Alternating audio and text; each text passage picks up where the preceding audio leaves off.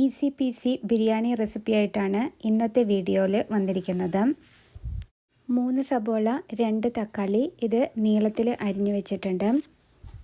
3-4 വെളുത്തുള്ളി, ചെറിയ കഷ്ണം ഇഞ്ചി, ഒരു 7-8 പച്ചമുളക് എരിവിന് ആവശ്യമുള്ളത് അത് അരച്ച് വെച്ചിട്ടുണ്ട്. ചിക്കൻ എടുത്തിട്ടുണ്ട്.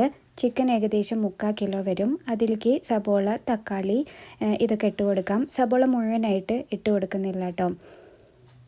അതിനുശേഷം അരച്ച് വെച്ചിട്ടുള്ള കൂട്ട് ഇട്ട് കൊടുക്കാം. മഞ്ഞൾപ്പൊടി, ഗരം മസാലപ്പൊടി, കുരുമുളക് പൊടി ഇതൊക്കെ കൂടിയിട്ട് ചേർത്ത് കൊടുക്കുന്നുണ്ട്.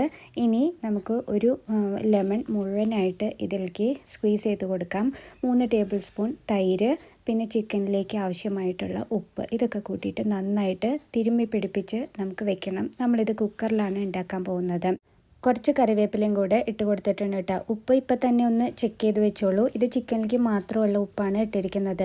ഇനി ഞാനിത് കുക്കറിൽ ഇട്ട് വെക്കുകയാണ്. അതിന് ശേഷം നമുക്ക് അരി തിളപ്പിച്ചെടുക്കാനുണ്ട്. ഒരു വലിയ സ്പൂൺ നെയ്യും കൂടെ ചേർത്ത് കൊടുത്തിട്ടുണ്ട്.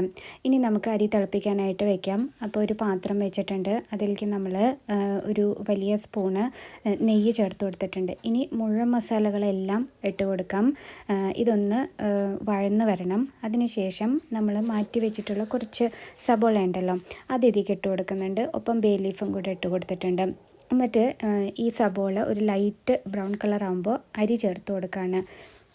ഞാനിവിടെ 3/4 കിലോ ചിക്കന് 3 കപ്പോളം അരി എടുത്തിട്ടുണ്ട്. ചെറിയ അരിയാണ് എടുത്തിട്ടുള്ളത്. കൈമയോ അല്ലെങ്കിൽ ജീരകശാലയോ അരി എടുക്കാം. ഇനി വെള്ളത്തിൻ്റെ അളവ് നമ്മൾ നോക്കുന്നത് നമ്മളുടെ വിരലിൻ്റെ ഫസ്റ്റ് വരയുണ്ടല്ലോ അതുവരെ, അതായത് അരി കുഴിച്ച് നോക്കരുത്. അരി ജസ്റ്റ് ടച്ചായിട്ട് ഈ ഫസ്റ്റ് വരെയുള്ളതാണ് നമ്മൾ വെള്ളത്തിൻ്റെ കണക്ക് നോക്കുന്നത്.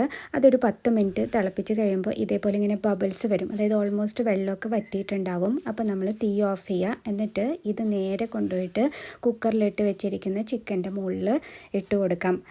എന്നിട്ട് ഒരല്പം നെയ്യും കൂടെ അതിൻ്റെ മുകളിൽ തൂവി കൊടുക്കുന്നുണ്ട്. ഇനി നമുക്ക് കുക്കർ അടച്ചു വെച്ചിട്ട് ഹൈ ഫ്ലെയിമിൽ ഇങ്ങനെ പുറത്തുനിന്ന് അടിക്കുന്ന കുക്കറാണെങ്കിൽ 2 വിസിൽ, ഉള്ളിൽ നിന്ന് അടിക്കുന്ന കുക്കറാണെങ്കിൽ 1 വിസിൽ അടിക്കുക. അതിനുശേഷം 20 മിനിറ്റ് വയ്ക്കുക. 20 മിനിറ്റിന് ശേഷം ആവിയൊക്കെ പോവും. അപ്പം നമ്മൾ ആ വിസിൽ ഊരിയിട്ട് ഇതിങ്ങനെ തന്നെ 1 മണിക്കൂർ നേരം വയ്ക്കുക. 1 മണിക്കൂറിന് ശേഷം നമുക്ക് തുറന്ന് നോക്കാം. ചിക്കനും വെന്തിട്ടുണ്ടാവും, അരി നല്ല പെർഫെക്റ്റായിട്ട് വെന്തിട്ടുണ്ടാവും. ഇത് നമ്മുടെ ബൂം പാങ് എന്ന് പറഞ്ഞ യൂട്യൂബ് ചാനലിൽ നിന്ന് കിട്ടിയിട്ടുള്ളതാണ്. ഈ അലങ്കാരങ്ങളൊന്നും ഇല്ലെങ്കിലും ഇത് കഴിക്കാനായിട്ട് നല്ല ടേസ്റ്റാണ്. ഞാൻ മല്ലിയിലയും കാഷ്യൂ നട്ട്സും സബോള വറുത്തും ഒക്കെ ഇട്ടിട്ടുണ്ട് കേട്ടോ.